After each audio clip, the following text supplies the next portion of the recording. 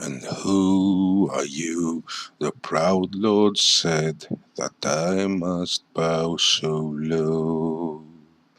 Only a cat of a different coat, that's all the truth I know.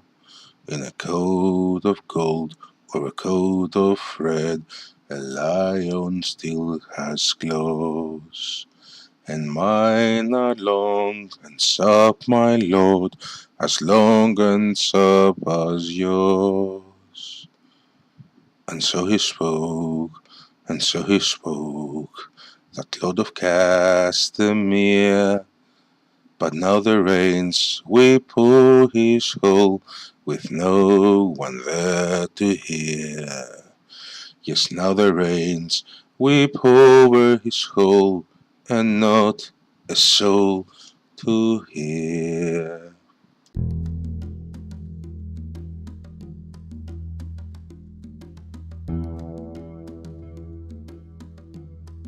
Hey folks, I'm Grimwit from NatEvil.com, and this is Natchian News.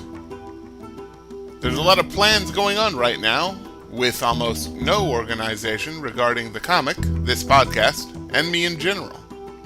First, if you're wondering what the process is for this podcast, it goes something as follows. 1. I update every Monday. That's nothing new. 2. I give you guys Monday, Tuesday, and Wednesday to vote and comment, etc. Usually, no one posts after that. 3. On Thursday, I start writing based on the noun of the week, and then polish. 4. Friday, I finish polishing the story, then send it out to our guest voices of the week. Then it's time to record and edit my own narration. Also, I end up changing some of the things while I'm recording, or in case of this episode, even while I'm editing. 5. Saturday, I try to think about the comic, or do some artwork for the podcast. 6. Sunday, if I'm lucky, and I have been so far, I get a WAV file back from the guest voices. Then edit everything together, record the news, and put the whole video together. And repeat. This is hard work, but really fun as well. So the plan is to keep doing this until I run out of money, soonish, or I run out of health, also soonish. I'm really impressed with the guest voices so far, because they only have 2 days to record and return the results. Good job, guys. Okay, with all of my focus being put into this podcast now, and the world of Worlsend, I think this is probably how I can fulfill my dream of doing nothing useful and getting paid for it. Come November, I might write a full book for Worlsend, but I'm trying not to get ahead of myself. With all that said, it's important to note that the NatEvil webcomic will probably be reduced to just 1 page a week. Better than nothing, which is what I've been uploading last week. Alright, our guest voice this episode is Month. He's our first voice from outside the US, so let's tune in and listen to episode 6 of Worlsend Gate.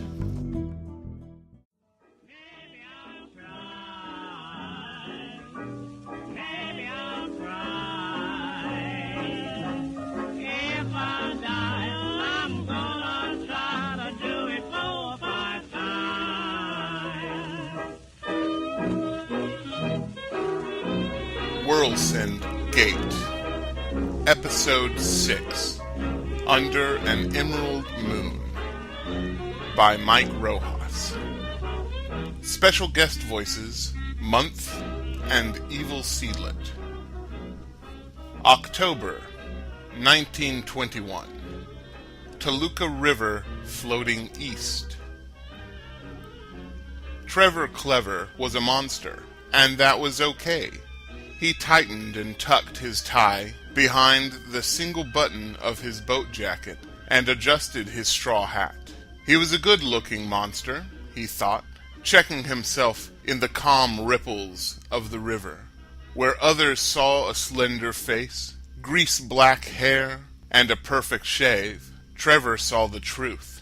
All features were dominated by a single staring red eye, surrounded by 21 tongue-like tendrils. It was a wide and unblinking, yet somehow seething and cruel eye. Looking good. He said, before cranking up his travel gramophone in his rowboat. It was Halloween Day, the most fun day in Worlsend, and Trevor wanted to spend it doing his favorite hobby, rowing. He jabbed the oars viciously into the river and pulled, twisting them like knives to get a better speed. The sky was a blank gray canvas, and the waters trickled like secret whispers. Nothing could ruin today. He thought out loud. Mr. C! Oh, Mr. C, darling! Trevor didn't want to see who was leaning over the Vulturpayn bridge behind him. He already knew it was Nelsie Nightlight, hovering impossibly over the edge of the railing, probably waving both arms as if she were drowning. Mr. C, I thought I'd find you here. Oh, isn't it a gorgeous day today? Nelsie Nightlight was a flapper of the first degree. She mercilessly bobbed her hair and slinked into her tassel-covered dresses. Her feet could flail and fly across a rug as if her knees were broken, which sometimes they were. You see, Nelsie was covered head to toe with scars, bandages, medical tape, and scrapes gathered from her many failures, falls, and fumbles. She was especially in poor form when holding sharp objects. She was also Wormwide Clinic's Patient of the Year, but it never deterred her from a good time. Mr. C, look! She waved a dusty bottle around. Look, look, look! My mom sent me some Haitian zombie wine all the way from New Gomorrah. New Gomorrah, for reference, was only on the opposite side of Noxus from Queen's Galley. Trevor tried to ignore her. He didn't want to encourage the girl.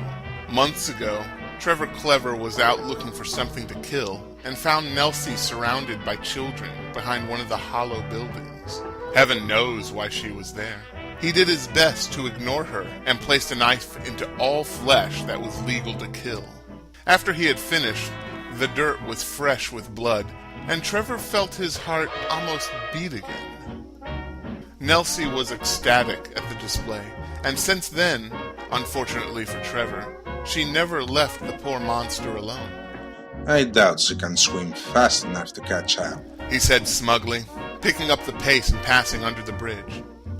Plomp! Nelsie dropped into the boat, twisting her ankle for the 100th time. Oh, Mr. C, you just gotta try this. Nelsie shrugged off the pan and popped the cork, spewing thick, rusty wine out into the boat. Trevor chomped hard behind his lips. His perfectly white pants were stained. It's supposed to heal curses or something exotic like that.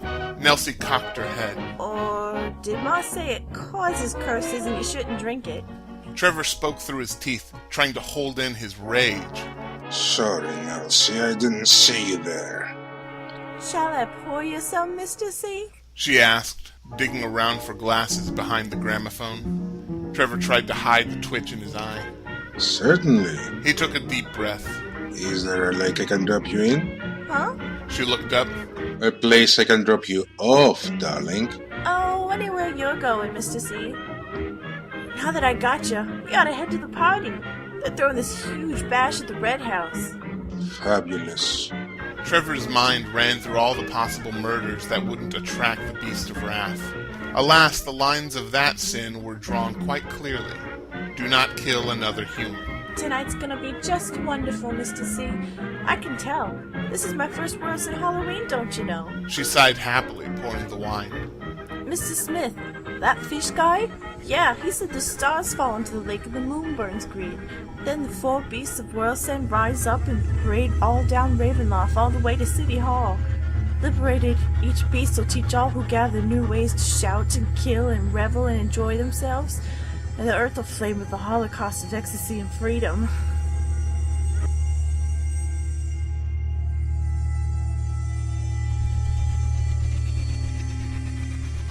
Another sigh. So glamorous. And anyone who watches Trevor thought to himself. goes mad like the mayor. He checked behind his back for a pier. Speaking of city halls, I think this is it. He smiled and rowed harder. All we need is an anchor to tie around your feet. Tie around what? The boat, darling, the boat. Trevor's Vestal pushed another boat aside, and he threw a rope around the dock post. Well, I think I'll head down to Lisa's. Ooh, can you hold on? I think I broke my leg again. Perfect. The monster downed his wine quickly and ran inside.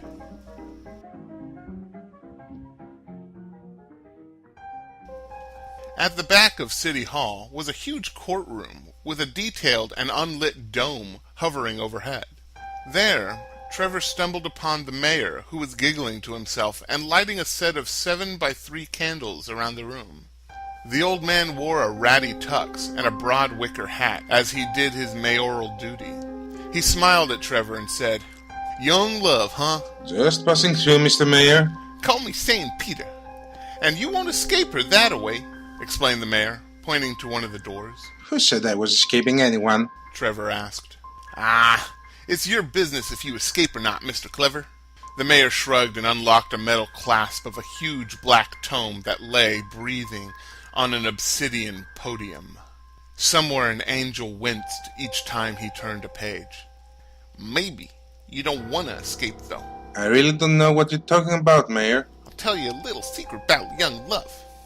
There's enough trouble in this town, with the nightmares, the beasts, and state taxes, that when someone shows up, someone who don't care what kind of disgusting leeches we all are, and still wants to hang around, well, maybe that's a sign we ought to enjoy their company a while." The mayor shrugged again. "And if they really piss us off, skin 'em alive. Ain't no law in the city against human leather." He took a swig from a tin flask and blew it on a candle, causing it to burst into flame. That's very interesting, Mayor Peter. Trevor walked backwards towards a side door. "I told you, you don't want to go that way, Mr. Clever." Trevor didn't listen. He ducked into the side room and worked his way outside, barely hearing the mayor yell, "Not if you're trying to escape." Mr. Clever rarely needed to stop for breath, but he leaned against the rear wall of the library anyhow. He looked up, past the trees, and back at the gray canvas sky. The clouds were beginning to tear apart, while the sinking sun bloomed behind the overcast, glowing red and orange through the dead leaves. Trevor pulled out a cigarette case and pat himself down for his lighter. The image of it next to his gramophone back at the boat flickered in his mind. Blazes! He cursed. A voice called from the corner. Oh, I'll get that for you, Mr. C. The monster suddenly felt like he couldn't close his eyes tight enough. Always keep a box of matches on you, my mom always said. Oh, and that wine. Nelsie winked her scarred eye. It heals bones, I think, not curses. Can you believe it? Trevor could not. He took in a deep breath and put a cigarette in his lips, letting Nelsie run up and light the end. You know, most men are supposed to do this for me, but whatever. It's the 20th century, you know. Lots of stuff is changing. After taking a long drag, Trevor spoke, smoke wafting out when he did. Nelsie, why are you hanging around me? What do you mean, Mr. C? You're fun. Everywhere you go, fun happens. Downstairs in the library, unbeknownst to our heroes, someone was switching on an abominable device. Neither Trevor nor Nelsie paid much attention to the mechanical whine in the air, or the under-earthen scream that followed. But reality was melting away that evening behind the Vulturpayn Memorial Library. Look, Trevor said. We all have our demons in this town. But I'll tell you a secret, Nelsie. Ooh, I like secrets. My demon? It's me. I am my own demon. Trevor took another drag off his fag before handing the remains to Nelsie. You have no idea what kind of monster I am. I just don't think it's such a great idea following me. Great ideas? I'm full of them. The girl struck a model pose. Just look at these scars. Nelsie smiled when she drew breath from the cigarette. When she looked at him, his face ripped away. Something below them was ripping the ether out from the invisible, Like a tattered curtain, for the first time, Nelsie saw Trevor the way he saw himself. Oh, Mr. C. She said, gazing into his seething red eye, an eye with 21 tendrils dancing the Charleston around his face. You'll always be my favorite accident. The flapper threw her arms around the monster, feeling his tentacles brush her face, while the sun set the trees on fire, and under the overcast, hung in stark blackness of space, the world shuddered under an emerald moon.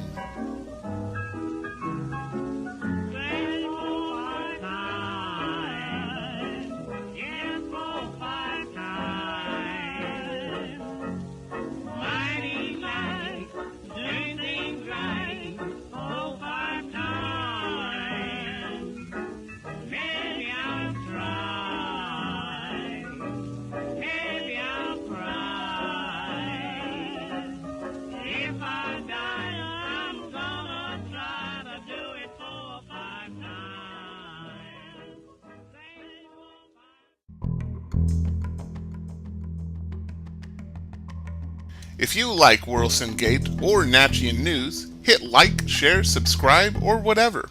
There's also a link in the doodly-doo if you're kind enough to donate to the cause. Every dollar will bring me closer to a pineal gland transplant, allowing me to see the unspeakable vistas that float just at the corner of our site. Super thanks go to Month and Evil Seedlet for their voice work this week.